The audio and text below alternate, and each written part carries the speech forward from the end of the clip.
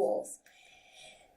MashaAllah, we have learned already how to stop when the last letter has fatha, kasra, or dhamma, or standing fatha, standing kasra, or inverted dhamma, or either double kasra, double fatha, and double dhamma. That sounds like Allah. And now we will learn how to stop when the last letter has shadda. And also don't forget that the rules of stopping depend upon the sign of the last letter or the halakah on it.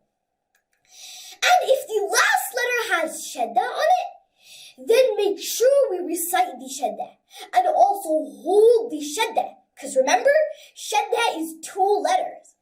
So in this example, all we will do if we want to stop is just delete the harakah, but hold the shadda because it's 2 letters. So al-mustaqar will turn into al-mustaqar. Basically, everything was same except we deleted the harakah. And as-samiri will become as-samiri. Make sure to hold on to the ya. And the next thing we need to remember is that if the last letter has shadda on noon or mim, then make sure we stop with ghunna. And again, we just delete the harakah. So in this example, we can see that there is shadda on mim in al-ghammi. So we will turn al-ghammi into al-gham. And jannun into jan. So, jan might seem hard because first you have to make med lazim, and then you have to run to help the noon, and then you have to stretch the ghunna for 2 counts. But with practice, you will get it over, insha'Allah.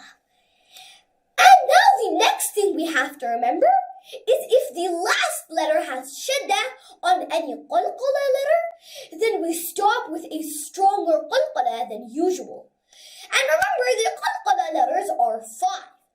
Qaf, ta, ba, jim, and dan.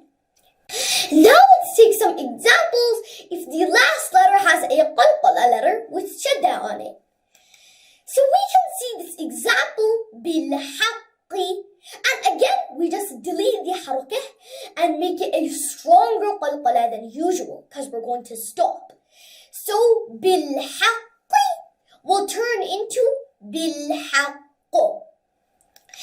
And al-hajji will turn into al-hajj.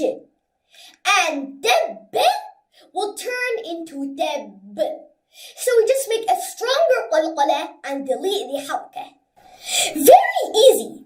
So, now let me do a tiny recap. If the last letter has shadda on a normal letter, then it will just remain the same, except we will delete the harakah. And now, if the last letter has shadda on any of the qalqala letters, we will make a stronger qalqala than usual and delete the harakah. And if the last letter has shadda on mim or noon, then we will just make a ghunna while we stop and delete the harakah. So, alhamdulillah, we have finished 4 parts of this lesson.